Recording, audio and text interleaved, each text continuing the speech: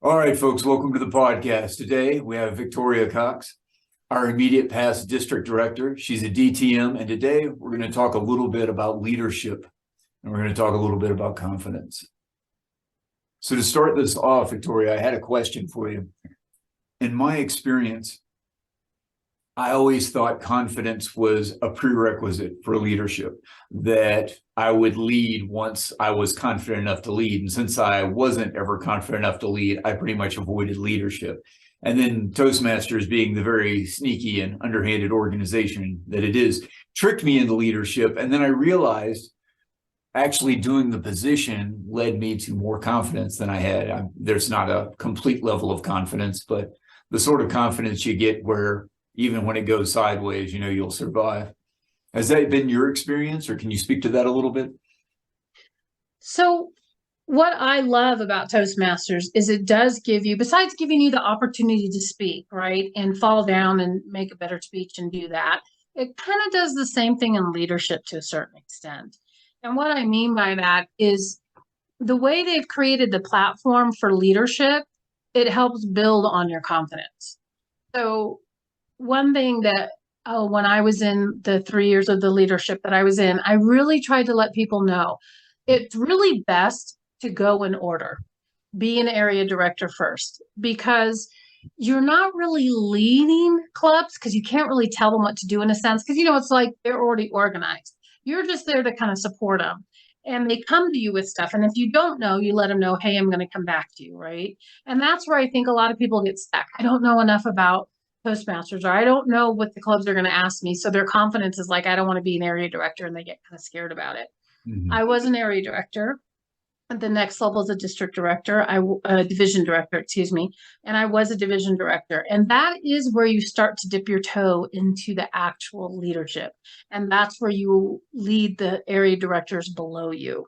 And that's where you just keep them informed about what the district's doing, what is needed to make a successful club, and take all that information back. And then from there, I never held a admin position, quote unquote, kind of like you're doing, right? You're a public relations manager.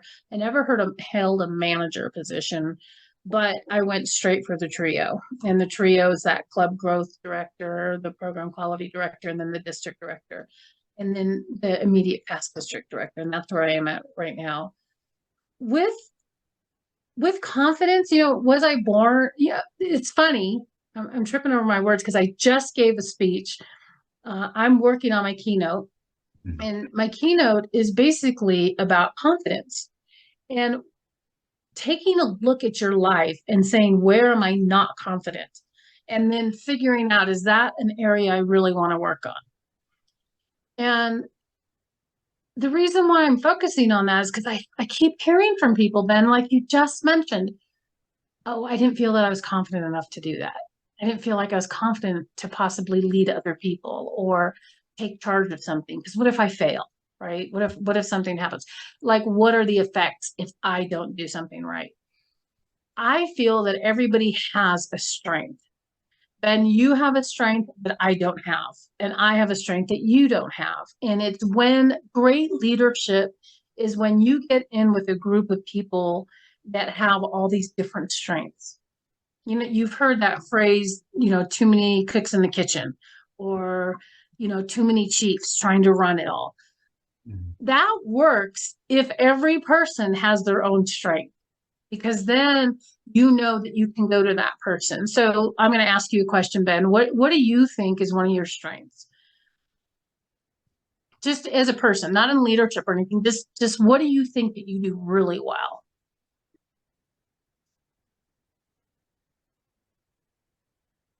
What I've had people comment on the most, and one of the things I've worked at the most, is relaxation, being able to take a step back from things. And when I'm invested in a situation, I'm oftentimes the most relaxed person in the situation. The least stressed might be the better way to put it. I don't know if it's really truly relaxed at that point. The person least likely to be running around with my head on fire.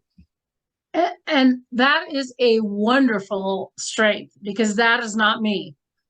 Sometimes when you go, or you have a lot of great ideas and you want to do all this, you're the kind of person that leaderships need to say, wait a minute, you guys, let's take a step back. Let's look at this one more time. And you're very much vested. And what I have found out over the years is the quiet people, and I would consider you quiet because you are, to me, you are, is to really stop and learn how to listen to the quiet ones. And that's what makes a good leader also. Okay, is stopping to hear what they have to say, because there's so much knowledge there. The quiet doesn't mean that they don't know. The quiet means that they're thinkers and that they're thinking about stuff and they want to approach it the proper way of doing things. And it doesn't mean they have all the answers, right? Because you don't have all the answers, do you, Ben? I wouldn't tell you if I did. I'd get in trouble for that. I definitely don't have all the answers. Right. So it doesn't mean that they come off like they have all the answers or anything like that. It just means that they're thinking about what they want to talk about or what they want to present or whatever their input is for that topic.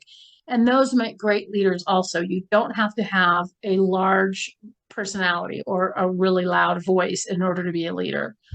It's all in the confidence in where you look. So the key is not building on your weaknesses, but find the people that are stronger in your weaknesses. And when I was leading, that's what I was trying to do to people. I was giving them the opportunity to grow that leadership during my year. I'll tell you a short story. Ann Hill is now the program quality director. She is phenomenal when it comes to knowing so much information and knowledge about Toastmasters. Okay. And she helped me during my program quality year tremendously. I mean, it was just, she blew me away. She knew so much stuff. She was like a little encyclopedia. And that was where I didn't have all the details, right? But I had her in my pocket and she knew. When we had the opportunity, because of circumstances beyond my control, we had to fill that club growth at the last minute. I had to, figure out what we were going to do. We had a person that was going to fill that club growth, and they had to bump up to program quality right away. Okay. And miss the opportunity. And when we approached her, believe this or not, she said, I don't know if I can lead. And I said, are you kidding me? Right, Ben? How funny is that? And she said to me, I don't know if I'm going to be a good leader. And I said, whatever. I totally dismissed it and told her, of course you do. She's like, well, I got a lot to learn. And Anna's older than I am. Mm-hmm. And I said, it doesn't matter, Ann. You know so much stuff. I don't know where that came from. And she is now program quality. And if she's elected, she'll be district director next year. And I have no doubt that she's going to do it phenomenally. And she's learned so much. So did she have the confidence? No. Did I kind of tell her and support her? Yes. And that's part of the message I want to send to people, is that when you take a look at where your confidence is or where it's not, you are going to do a reflection back on why you're not confident in that area. Okay. But don't spend too much time looking at that, but look at what you can do in order to improve it. So let me give you an example. I kind of briefly gave you one. My parents divorced when I was 2, so I did not have a dad. I strongly believe that a parent of the opposite sex of the child is the one that puts all the confidence in them. When a dad tells a daughter that she's beautiful, it is like the best, because it's just in her nature to do that. When a mom tells a son, you're wonderful, you can do this, she gives him that confidence and that bravery and so forth to move forward.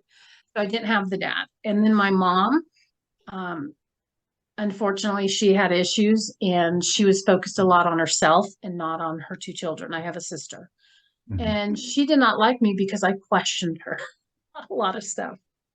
And I know I didn't make it easy on her, but I could look at all of that and say, well, and use it as an excuse on why maybe I'm not where I want to be. But that, you can't do that. You've got to make a choice.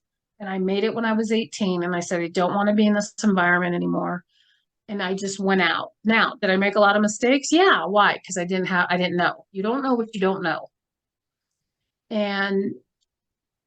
But if you align yourself with the right people, They will help build your confidence. They will help you see what you don't see in yourself. And another example is my weight.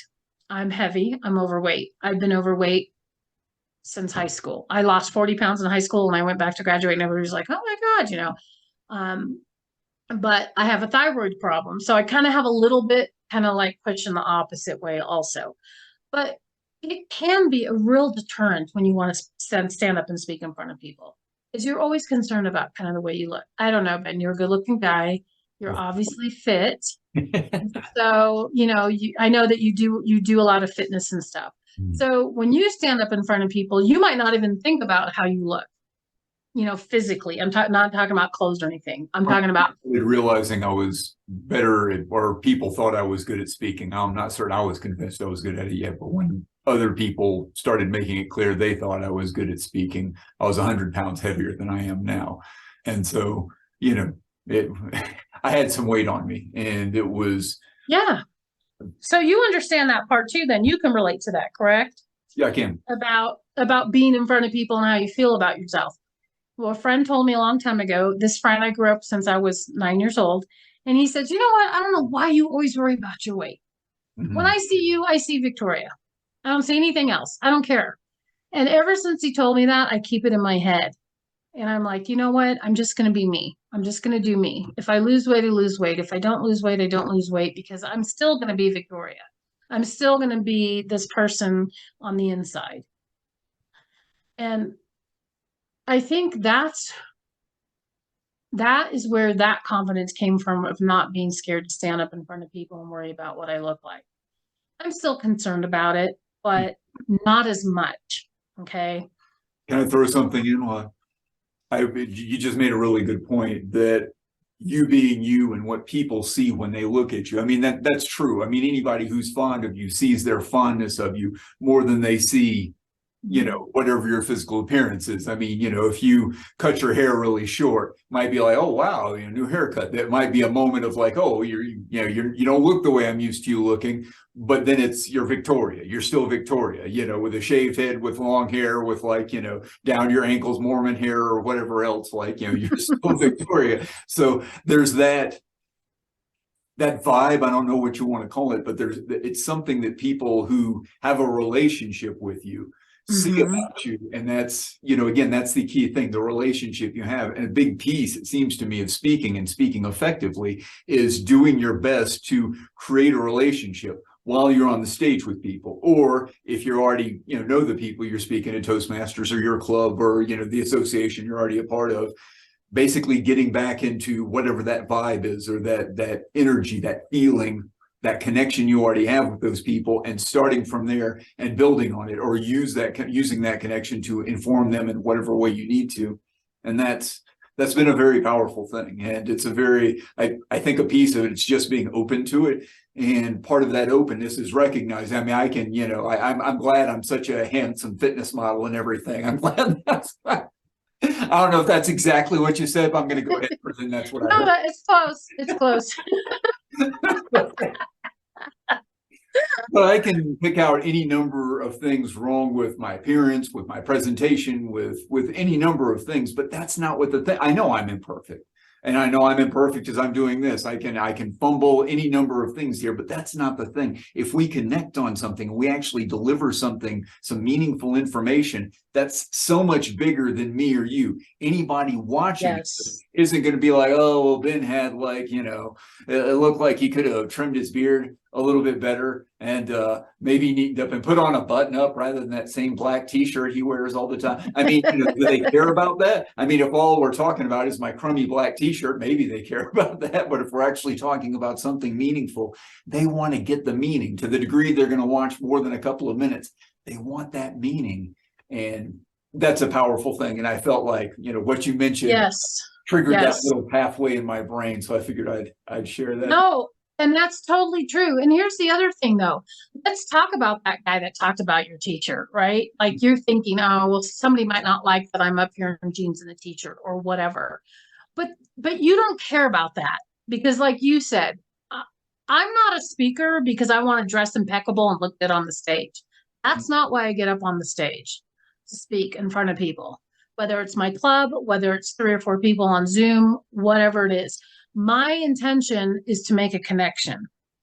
Right. And where does it stem from? I don't know. Maybe because I didn't have that when I was growing up. I didn't have that connection. And I used to be codependent. I used to want to do things to please people. I have a wicked sense of humor. And some people say that, it's a cover up, and it could have been, but now I'm kind of naturally funny. And I like to, my thing is, if I can't laugh at myself, then I can't laugh at you. So that's one of the things I say. And some people are like, that's not nice. And I'm like, well, too bad. So, but what I'm saying is right now in 2022, we're ending another year of still adjusting out of COVID. Okay. And the COVID sickness is not gone. Now it's RSV, and we're hearing a lot about that, and it's hitting babies, and it's very disturbing to me. But right now, the world needs people that care. Okay.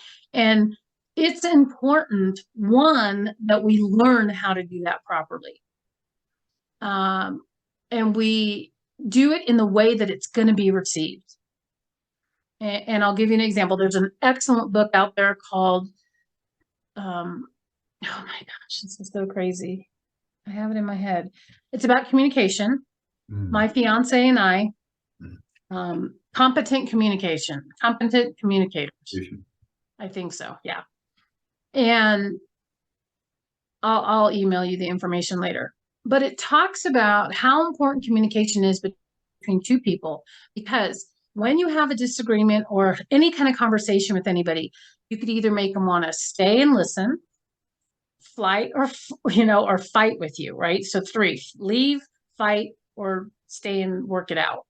Mm-hmm. And because my fiance and I are opposite in everything, we think opposite, okay, in every single way. And you're thinking, okay, how does that work? Well, we read this book and we learned the importance of stopping and listening to each other. We have never had a yelling match between the 2 of us. And we're going on, today's the 19th. This week is our 4-year anniversary. It's coming up this week. Right. We've never had a screaming match between each other because, one, we're older, and we're respectful of each other, and we learn that. We know the value of a really good conversation.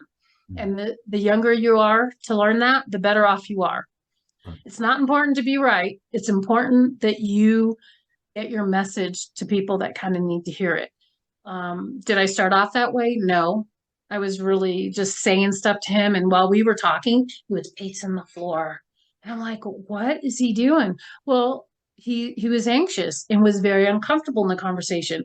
I'm sitting on the couch with my arm up on the chair. And he's like, after we were done, wasn't that conversation hard for you? And I'm like, no, not at all. What are you talking about? So that's how different we are.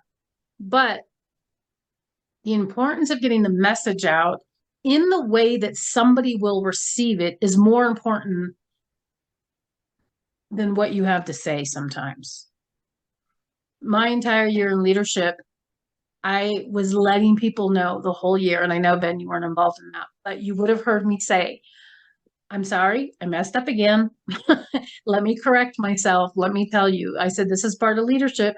You make mistakes, you admit them, and you move on, and you keep doing what you need to do. And it's just like life, right? How many times have we made mistakes in life? A lot. More than I can count. Right? You can count them.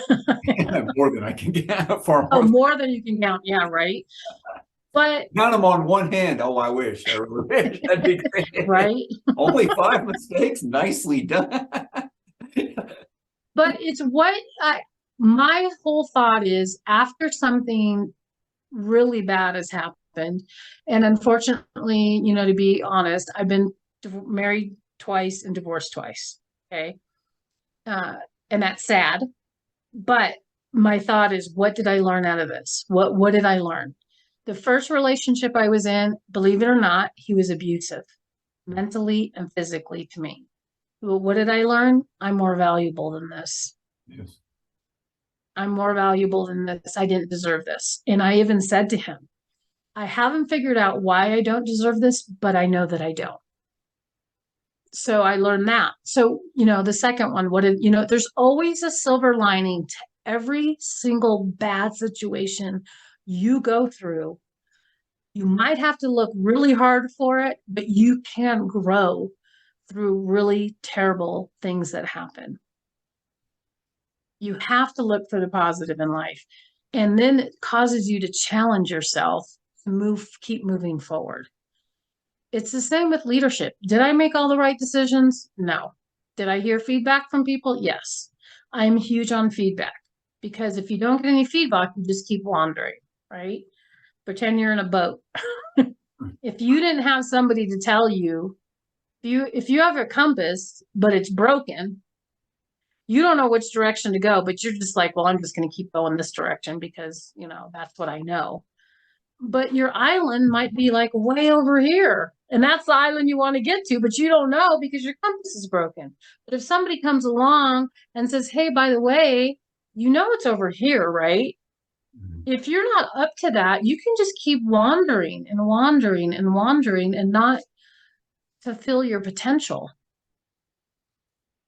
I hope that people have learned something from me while I was in leadership. I hope that people want to continue and dip their toe. I'm always challenging people. Go outside your comfort zone. We all have our little box. I just want you to dip your toe out. And then when they dip their toe out and they're brave enough to do something that they wouldn't normally do, then there's a bigger box that comes along that one. And you just keep going more and more and more.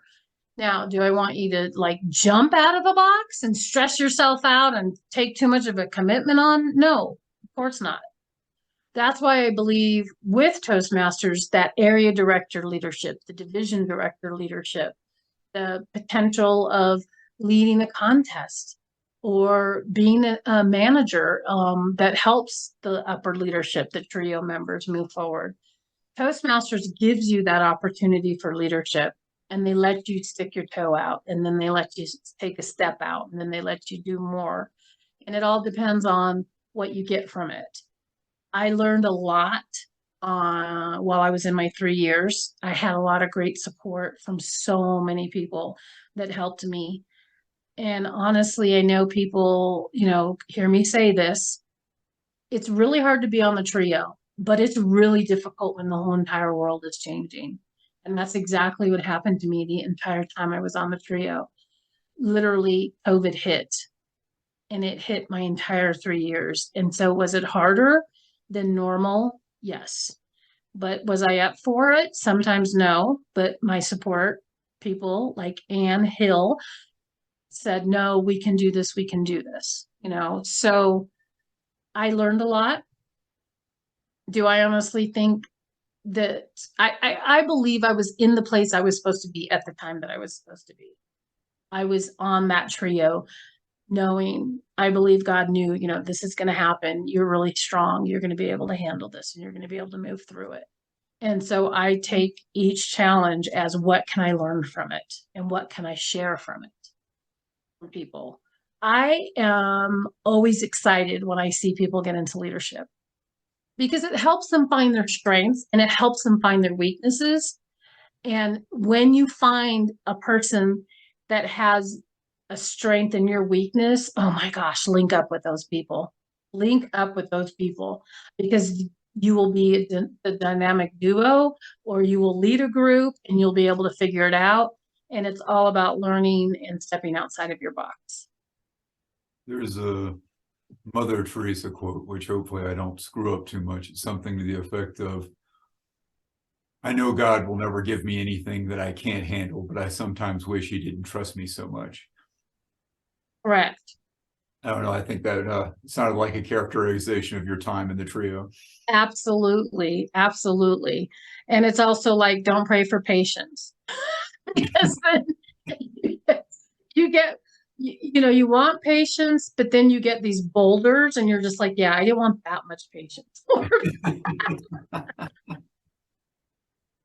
So be careful what you pray for. But I just hope that people hear this and think, you know what? I can do that.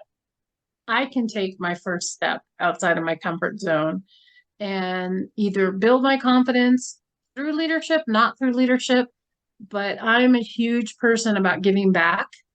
So always give back to somebody, volunteer, reach out. There's so many people out in the world right now that need everybody. You know, we are all mankind, right? We're mankind. Doesn't matter what color you are, where you came from, what your culture is. We're all people, and we all need help sometimes in our life, and we all have different strengths, and we all have different weaknesses. And when you find that person that helps you become a better person and helps other people become a better person, latch on to them, because they will be there for you when nobody else is. What would you suggest for folks that are, I mean, even if they're not ready for necessarily leadership positions, just as maybe the building blocks of starting with that confidence or starting to build in that direction? I think a good place to build your confidence is to find an area of interest that you really want to do. So that takes your own personal research. Find out where it is that you feel you want to make a change. My fiance is getting ready to finish his PhD, and he's been doing it for 7 years. And the last 4 years, I haven't seen him for very much because he studies a lot. And he says, "What am I going to do after I finish my PhD?" And he's like, "Well, now that I know how to do it, I'll get another one." And I said, "No, you're not. No, we're not doing this again. I love you, but no." But he loves to do research and stuff. The man's brilliant. So my joke, Ben, is he's the brains, I'm the beauty. So,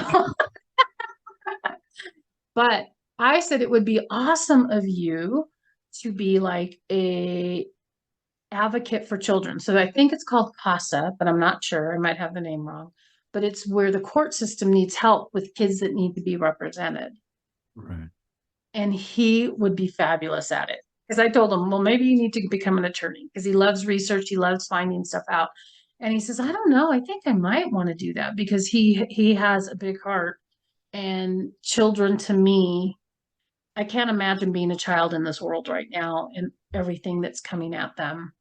And what do they focus on with the internet and the phones? And, it's like, it's so much easier when I was a kid. You're younger. You're a totally different generation, Ben. But we just went out and played. That's what we did. We didn't have all these things pulling at us.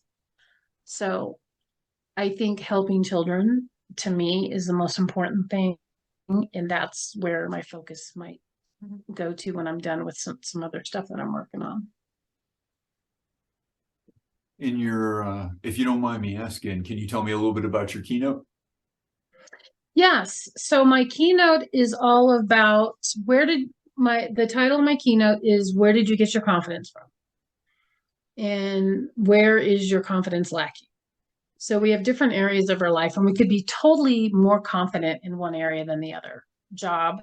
I've been in the same field, for my job for over 20 years. Very confident in my job. I know how to do my job. No problem there. Raising my kids, which I think all of us kind of feel confident about. I wasn't as confident as a mom, and I still sort of beat myself up about I could have been a better mom. But there's also people who are not confident in their finances. They're not confident in their relationship. There's different areas. And my basic meaning is, it's never too late to change. It's never too late to work on an area or build your confidence in an area that you feel that is really important to you. And I also share a story about how a child that is born with parents that are super supportive and believe in them completely have a different outlook in life than a person who doesn't. Yeah. And so kind of grade yourself on a curve. And don't compare yourself to everybody. My sister and I, so Ben, I told you, right? I'm 5'10". My sister is 5 feet. My mother is 5 feet. I come from Mexican Portuguese. Where does a 5'10" girl come in? Who knows? But I'm opposite from my sister in every way. My mother compared us growing up constantly. My sister's quiet. I'm not. She reads books all the time. She's very intelligent. And I just didn't have the time to sit down and read a book. I just didn't do that. But it was rough growing up. And so you do still kind of compare yourself as a kid. But when you don't, it's really hard to say. It's horrible that kids have to grow up not feeling like they have somebody to support them. Yeah. But you as an adult have a choice, right? To build your confidence because it's never too late to change. Never. I went back to college in 2017. I got the opportunity to have my education paid for. I did not want to miss this opportunity. I went to 1 year of college when I got out of high school, but then I got caught up in the money thing. And then I became a mom at 22 or 23, believe it or not. And so that kind of, I wasn't in college. I wasn't smart enough to go to college, right? That's what I believe. But in 2017, through the place where I was working, I had the opportunity for free education. And I went back to school for 3 years of night school. And I got my bachelor's. Nice. So anybody can do anything as long as you try and build that confidence and find the source that's going to help you build that confidence. So that is my challenge to people, is to look at where you are, build your confidence, because it has such a strong effect on your life in different areas of your life.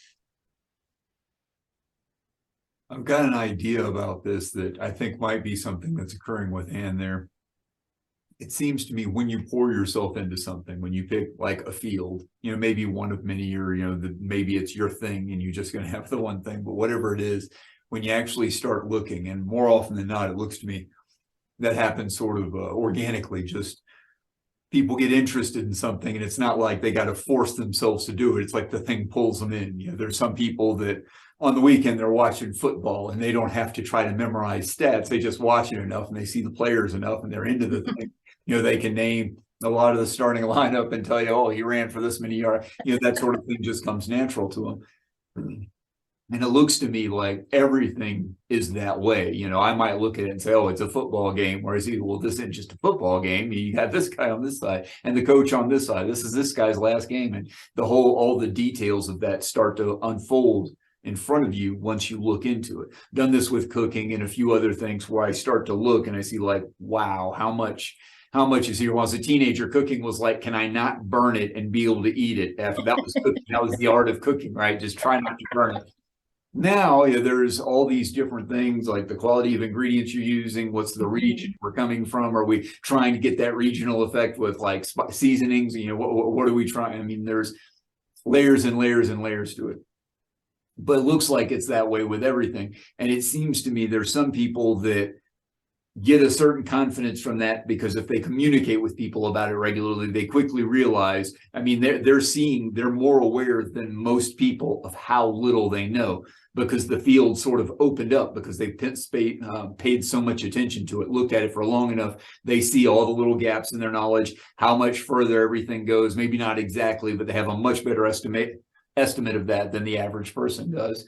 And I'm wondering if that's the case with Ann and some other people, because you become so aware of how much you don't know, that someone says, well, I need you to step up and do this. Well, there's so much more stuff I haven't got 8 PhDs in Toastmasters yet. So I need to get the 8th one before I, take on a leadership role.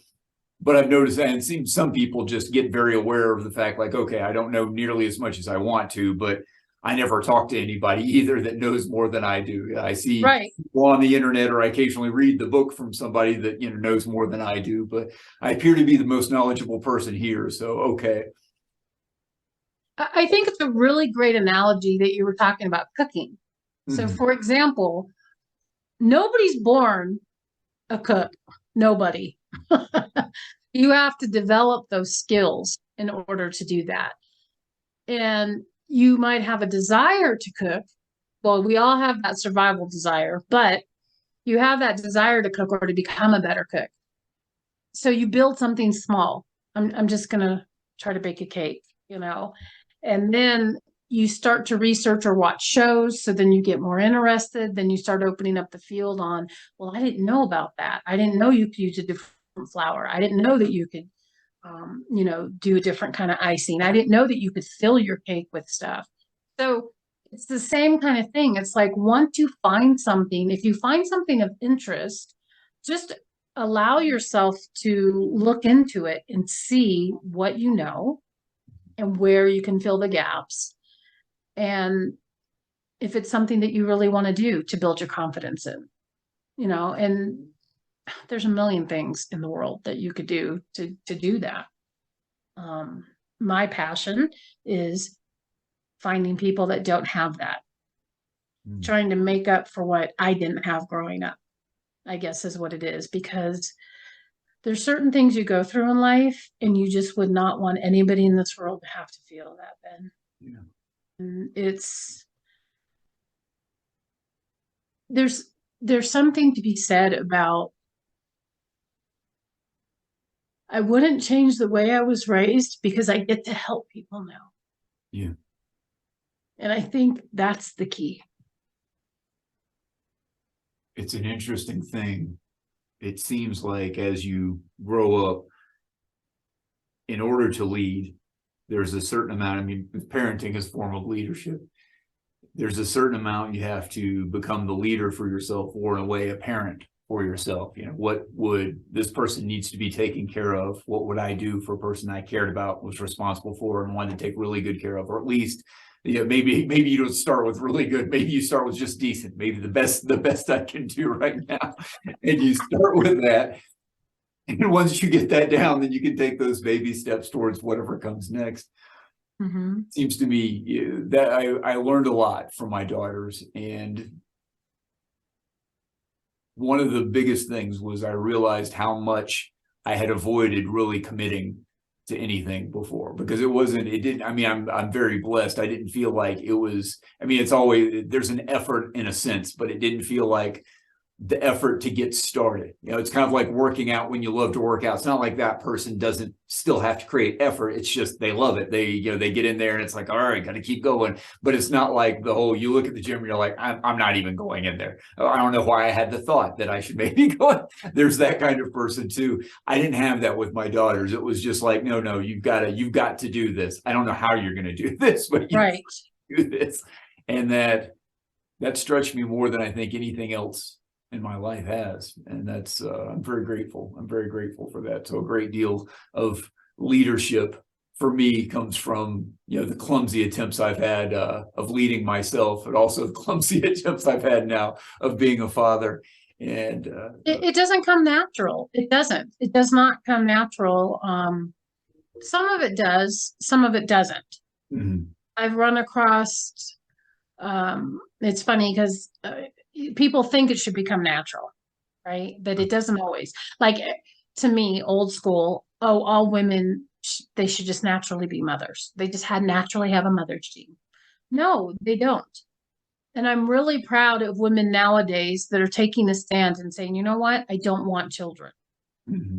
Which kind of would have been unheard of, right? At least 40, 50 years ago. I don't know if you get to say that out loud back in the day. I know, it's not sad. But back in the day, it would be unheard of for a woman to say, I don't want to be a mother. Right. It was just like you were supposed to be, right? So there are some fathers that have a hard time connecting with babies, and I get that. So they have to wait for the kid to grow up a little bit so they can communicate with them and they feel more of a connection. Mm-hmm. So it doesn't come natural to be a parent at all times. Especially if you're struggling yourself. But the fact that you keep trying, and your girls are young, so you still have years to go, I believe. Yeah. I just got to tell you, coming from me, the most important thing I said earlier in the podcast is your relationship with them. You're going to build that confidence in them that they can do whatever they want to do at their pace, be who they want to be, and learn how to respect themselves to be able to say, this is what I want to do. Because then they won't go looking for it in somebody else. And that's what I was doing when I was in a relationship. I would take whatever I would get because I felt like I was not enough. And that led to 2 divorces. That led to having my first kid outside of marriage. I always wanted to be a mom. So when I got pregnant outside of marriage, it was no question for me. I'm having this baby, because I always wanted to be a mom. And she's my first, and I love her to pieces. She's an adult now. And I absolutely love her to pieces. And did I make all the mistakes on her? Oh yeah, a lot. But, and then I got into another bad relationship, a couple, just because you don't want to ever make any human being feel like they're not enough. And the fact that I've had to wait 50 plus years to figure it out, to me, is it's enlightening. But I don't want anybody else to have to wait 50 years to figure out that they're enough. So those are kind of things that I like to impress upon people, is make sure that your kids know that they're enough.